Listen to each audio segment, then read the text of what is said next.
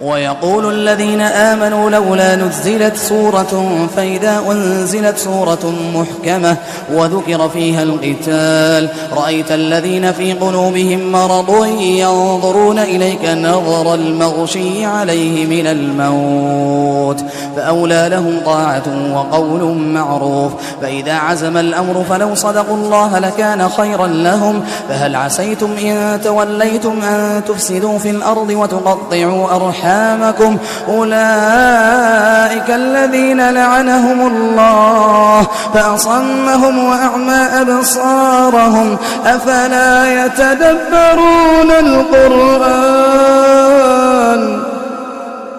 أفلا يتدبرون القرآن أم على قلوب أقفالها إن الذين ارتدوا على أدبارهم من بعد ما تبين لهم الهدى الشيطان سول لهم وأملى لهم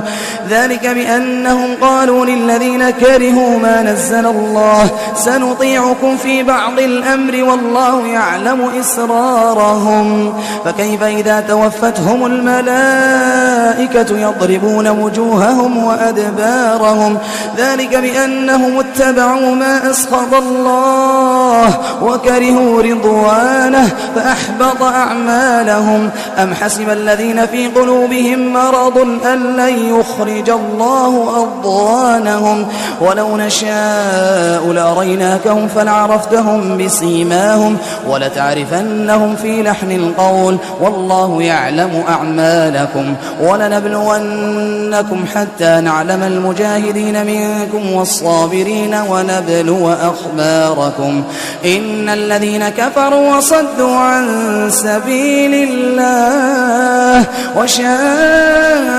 الرسول من بعد ما تبين لهم الهدى لن يضروا الله شيئا وسيحبط أعمالهم يا أيها الذين آمنوا أطيعوا الله وأطيعوا الرسول ولا تبطلوا أعمالكم إن الذين كفروا وصدوا عن سبيل الله ثم ماتوا وهم كفار فلن يغفر الله لهم فلا تهنوا وتدعوا إلى السلم وأنتم الأعلون والله معكم ولن يتركم أعمالكم إنما الحياة الدنيا لعب وله وإن تؤمنوا وتتقوا يؤتكم أجوركم ولا يسألكم أموالكم إن يسألكموها فيحفكم تبخلوا ويخرج أضغانكم ها أنتم هؤلاء تدعون لتنفقوا في سبيل الله